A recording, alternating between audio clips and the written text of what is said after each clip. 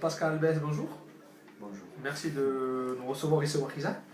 Donc, tu connais un peu le site. Tu vas te présenter, donc aujourd'hui c'est un zoom sur toi. Ce qu'on va faire, c'est que je te pose 5 questions, tu me donneras 5 réponses, ta vision du rugby, un peu ce que tu penses. Donc, première question, est-ce que tu peux te présenter?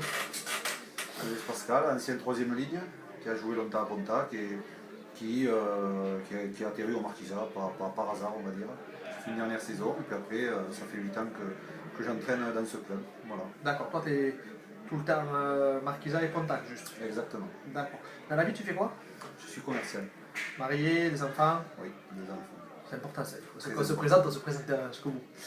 Ok, donc depuis combien de temps entraînes-tu? Ça va faire ma 8e saison. 9 ans que je suis au Marquisat. En tant que joueur, où j'ai fini ma carrière, et maintenant 8 ans que j'entraîne au Marquisat. D'accord. Qu'est-ce que tu recherches sur l'entraînement? Mais quand les années passent, l'âge arrive, et tu essaies de redonner le vécu, que j'ai eu, quoi, les années que j'ai connues, et essayer d'amener un groupe au rugby que tu aimes jouer. D'accord. Si justement pour Avec parfaire ses valeurs. l'histoire, parfaire Voilà. continuer l'histoire, Voilà, en tant que joueur, on essaie d'entraîner aussi, de transmettre ce qu'on a appris. Voilà. Alors, bon, je te dis, ça fait 8 ans que tu entraînes, ça fait un petit moment quand même maintenant. Tu commences à avoir un peu la bouteille, comme on dit. Comment tu vois l'évolution du rugby? Alors, en général, alors les joueurs, les arbitres, les autres entraîneurs, est-ce que tu vois qu'il y a du changement? Est-ce que tu vois que c'est pareil qu'avant? Il y a deux choses.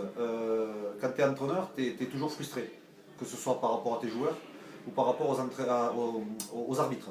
C'est-à-dire que toi, quand tu mets en place quelque chose, tu veux faire évoluer un groupe, les amener à... Le rugby demande beaucoup de mouvements et aussi beaucoup de sacrifices.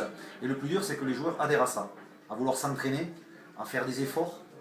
Et après, ce qui frustre aussi, c'est les décisions arbitrales. Toi, tu vas inculquer des règles à tes joueurs, et le dimanche, souvent, l'arbitre ne va pas siffler la même chose que toi, tu as inculqué à tes joueurs. Le plus frustrant, c'est ça, quoi. Des fois, t'es pas sur la même... On n'est pas, nous, entraîneurs, sur la même longueur d'onde que les arbitres. Et alors, par rapport à avant, est-ce qu'on peut dire, alors je sais pas, c'est les anciens qui le disent toujours, avant c'était mieux?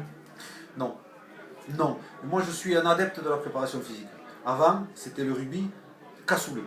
C'est-à-dire, on venait, on s'entraînait de temps en temps, on faisait un bon apéro, on venait pour ça. Maintenant, il demande de l'exigence. Et moi, je tends, même, parce que le rugby d'en haut, c'est le même que celui d'ici. Après, il faut préparer tes joueurs pour ça.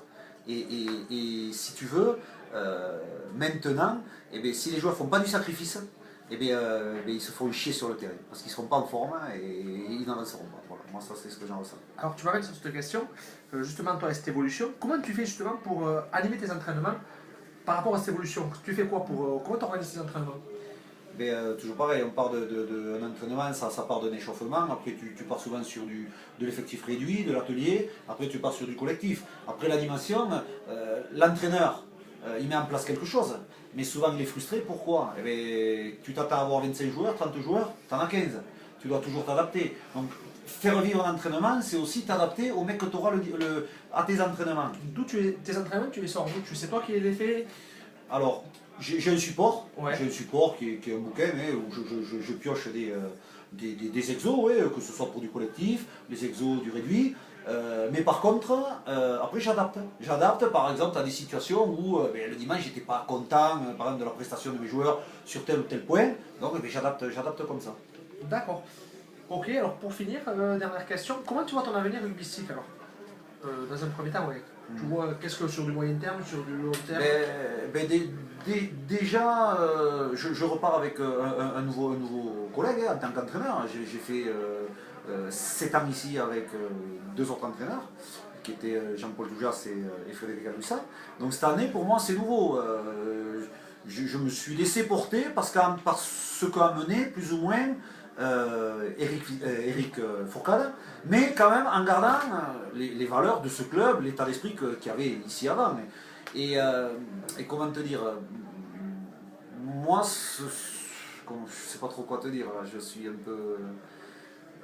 Sur du moyen terme, enfin, sur du moyen terme, moi ce que j'aimerais, c'est l'année dernière, on a mis un pied, on a raté cette saison, j'espère que cette année, mais il y aura un un déclic et qu'on arrive vraiment. Non, mais ouais, toi, tu te vois continuer, tu te vois entraîner. Moi, je me vois, ouais, non. Rester ici. Ben, disons que j'aimerais C'est faire quoi? évoluer le club. Voilà. Faire évoluer le club et peut-être l'année prochaine, l'objectif que j'ai, bon, c'est peut-être ambitieux, mais rester dans ce pool d'honneur. Pour ça, il faut qu'on arrive à faire franchir ce cap aux joueurs et qu'on soit en finale de championnat de promotion.